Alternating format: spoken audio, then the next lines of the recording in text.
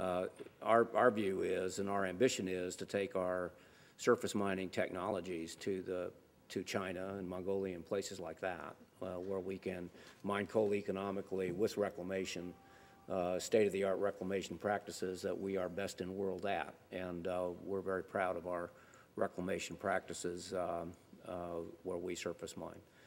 Underground mining is, after the job is done and the mine is depleted, the existing law says you have to remove the surface structures and restore it to the status quo ante. And in the Midwest, where we surface mine coal, the reclaimed ground behind that's there after the coal has been mined is 2.5 times as production for growth of things like corn and soybeans. So we make the world a better place, and we make the ground a better place. Thank you. Well, thank you for the question. Yeah, certainly the environmental impacts of nuclear are well known and well documented and highly regulated. I make no excuse that there aren't impacts, but there are impacts with extraction of everything, regardless of whether it's solar cells or metal or technology for windmills, you name it. You've got to develop roads and everything. So there are impacts associated with every technology. I believe our technology is easy to manage, and easy in that we have managed the waste streams from that for over 50 years. Now, you did mention the extraction, and of course, in the early days, there were some real problems, particularly, again, in many cases, that uranium in the U.S. was being developed for weapons programs. But there were some real abuses out in the early mining days. It was before they really understood some of the impacts. So there were impacts to the indigenous people. Today, most of the uranium mining is either surface mining or it is in situ extraction, which has a pretty benign environmental impact. But you can't get a permit to do that without significant work and environmental monitoring ahead of time. Now, the dirty bomb question certainly comes up. A dirty bomb is more fear in people's mind than it is an effective weapon. We haven't seen dirty bombs used. If it was really an effective weapon, we would. We have seen fertilizer bombs, gas bombs. You know, Oklahoma City was taken out. Now, we didn't outlaw fertilizer after that, but we did, in fact, put some controls on where you can park and what you can do. That would certainly need to be done. The small reactors I talked about, and again, they won't be deployed for some time, and they won't be deployed in areas that can't be secured, but they are designed to be built underground. And so it would be a fairly enormous undertaking to excavate that material and transport it and to do something harmful. It would be easier, in fact, to do it with other materials that are more readily available. Thank you. Yes. Yeah, second question. Yes, please. Yes, this is a question for Mr. Palmer. A large premise of your focus on clean coal is the issue of carbon capture and sequestration. As I understand it right now, there really are no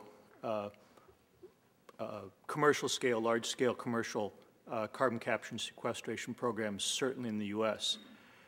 And I'd feel a lot better about it if I thought that there was a very active development program, but if you look at the coal industry, somewhere less than 1% of profits are actually being used for research on carbon capture and sequestration. So my question is, how committed is the coal industry to developing those technologies in the time frame for them to be effective in the near term? The coal industry, and I'm going to speak for Peabody. Of course, we are the largest, but Peabody is extremely committed. We have invested millions of dollars in future gen in Illinois and also in green gen in China. We are pursuing and investing in technologies like Great Point to get very low-cost coal to hydrogen with carbon capture and sequestration. And at the same time have an affordable fuel well below any of the low carbon alternatives, and that would be a 90% flex point. But I would also say this to you. First, as to the availability and feasibility of carbon capture and storage, The vast number of engineers that have looked at this and the geologists, both in Department of Energy and the National Energy Technology Lab and in comparable energy departments in the industrialized West, have a high degree of confidence in the ability of deep saline storage with the integrity of the cap rock and whatnot to hold huge, vast amounts of CO2 over a long period of time. The cost point of that now is expensive because it hasn't been deployed, and that's what FutureGen is about, and why we've been pushing so hard for FutureGen is to bring down that cost point.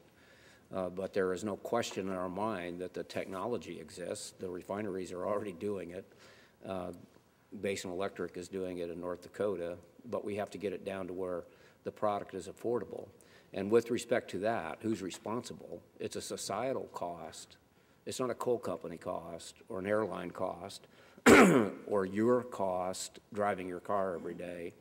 It's a societal cost, and we have to incentivize the private sector to deploy this technology. Otherwise, if you are, and I assume you are, concerned about climate change and the impact of atmospheric CO2 content, your concerns aren't going to be dealt with, because the world is going to use more coal every day for a very, very long time.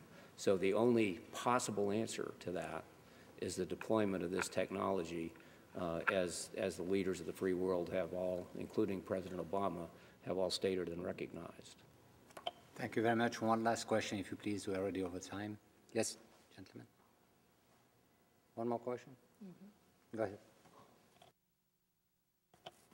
Yes, a lot has been said about energy generation, and I understand that all of the participants have been involved in energy generation, but I've heard no comment on the utilization of thermally efficient building materials and what impact that would have and how it would help the entire problem.